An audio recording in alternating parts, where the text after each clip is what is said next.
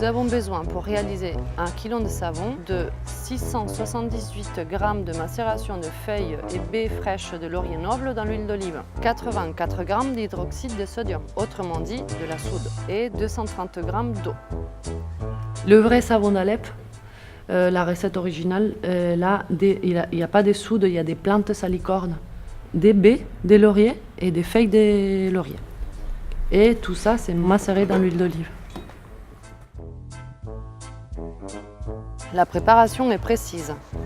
Les ingrédients sont pesés au gramme près, ils sont menés à la bonne température et incorporés chacun à leur tour. On verse la soude dans l'eau. On mélange jusqu'à ce que tous les cristaux de soude soient dissous et on attend que la température descende. Nous obtenons de la lessive de soude. On mélange la macération huileuse et la lessive de soude. La première réaction de saponification, elle va être manuelle, avec une cuillère, une spatule, comme vous voulez. Et après, on passe au mixeur.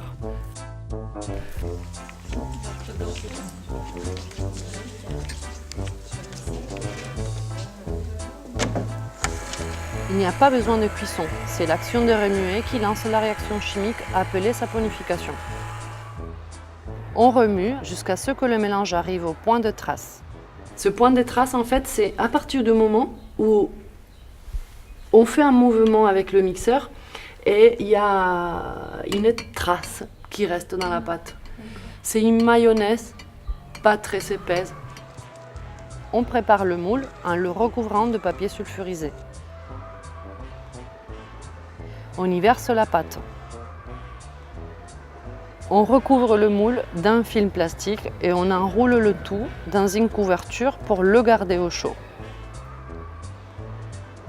On peut couper les savons après 24 heures si le savon est suffisamment dur.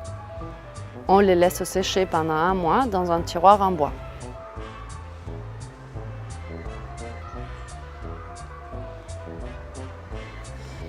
Faire ces savons soi-même permet de conserver les propriétés des plantes que chacun de nous a cueillies. Ce n'est pas cher et si on respecte quelques règles essentielles, l'impact sur l'environnement est nul.